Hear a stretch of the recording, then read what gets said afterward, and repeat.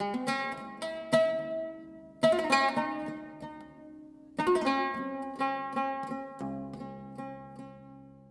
suis Myriam Kaldi, directrice du CPCV. Alors le CPCV, c'est le centre pédagogique pour construire une vie active. D'où l'histoire, entre autres, de l'accueil de ce groupe d'hommes migrants, réfugiés, enfin d'êtres humains tout simplement, qu'on accueille depuis novembre dernier, donc novembre 2015. Alors comment ça s'est passé? J'allais dire très naturellement, un accueil un peu bousculé, pas comme les autres accueils dans le cadre de l'hébergement d'urgence, parce que nous gérons des activités d'hébergement, d'accueil d'hébergement d'urgence. Le 2 novembre, à la demande de l'administration, et surtout à notre demande à nous en tant qu'association agissant dans la lutte contre toutes les formes d'exclusion, et carrément pour nous c'en était une, et une forte et profonde, j'ai donc affrété un bus et je me suis déplacée sur 2 hôtels dans le Val d'Oise et j'ai accueilli un premier groupe de 30 personnes, 30 jeunes, moins jeunes, mais beaucoup de jeunes, une moyenne d'âge, on va dire, de 22-23 ans, qui venaient de certains squats parisiens, pardon pour le terme squat. Ils n'étaient pas très à l'aise, ils ne me cernaient pas, ils ne parlaient pas la langue, et je peux vous dire que ça a été pour les premières minutes une barrière. L'idée, en tout cas me concernant, était de les rassurer, de faire en sorte, bien sûr, de les repérer, pour qu'ils puissent monter sereinement dans ce fameux bus que j'avais apprêté, et qu'on puisse arriver, j'allais dire, à la maison, arriver au centre du CPCV qui allait les accueillir, et les abriter, et vivre avec eux pendant un certain temps, ou un temps certain. Petit à petit, ça a duré 1-2 heures. J'ai dû aller taper dans certaines chambres, certains repartaient par des couloirs, voilà. Et à un moment donné, j'ai dû moi-même être un peu plus sereine, un peu plus tranquille. Ils ont dû le comprendre, ils ont dû certainement le sentir. Et petit à petit, ils sont montés les uns après les autres dans le bus, me questionnant tantôt en anglais, tantôt en leur langue. Et on est arrivé au bout de 30 minutes à Saint-Prix, où les attendaient tous les collègues qui étaient prêts à les accueillir.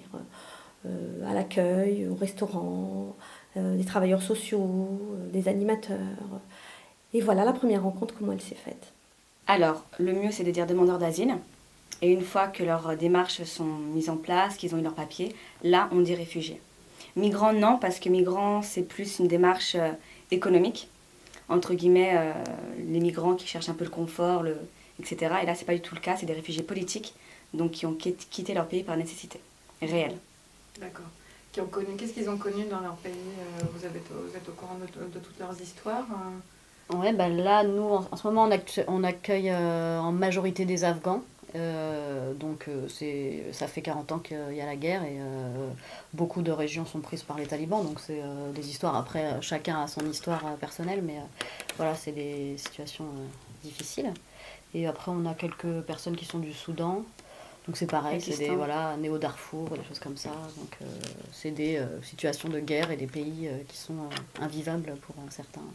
Donc l'accompagnement des demandeurs d'asile au quotidien, il y a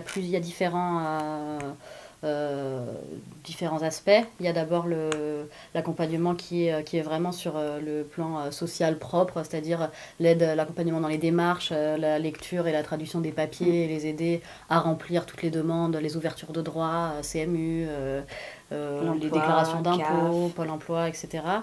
Après, il y a aussi tout un aspect sur la santé où là, on est dans une région où on n'est pas à Paris, quoi. Donc les médecins, très vite, s'ils ne comprennent pas, ont tendance à mal ou pas soigner les gens. Donc ça nous prend du temps de les accompagner pour ceux qui ne sont pas du tout autonomes, de faire traduire avec eux. Oui, parce qu'il y a quand même la barrière de la langue qui est importante et vaut mieux les accompagner, aussi bien pour le médecin que pour le patient. Ouais. Et après, on a un troisième aspect qui est tout ce qui est activité culturelle et l'organiser. Et donc ça, on essaye de faire une sortie par semaine, on les emmène, on prend des petits groupes et on va un peu en Île-de-France, on bouge un peu partout, quoi. Oui. Je crois que c'est un an.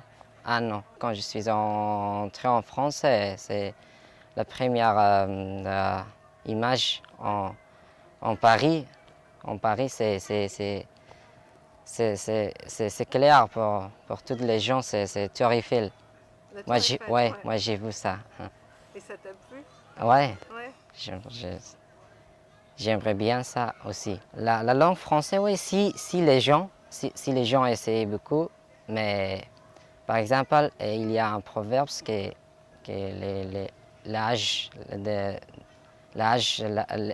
les gens qui les plus âgés, il a dit comme ça, si on veut, on peut, c'est ça. Oui, c'est ça. Par exemple, moi j'adore avec la langue française. Si quelqu'un aime, il peut prendre la langue française, mais c'est pas facile avec le grammaire, avec la conjugation, avec le orthographe aussi. C'est pas facile.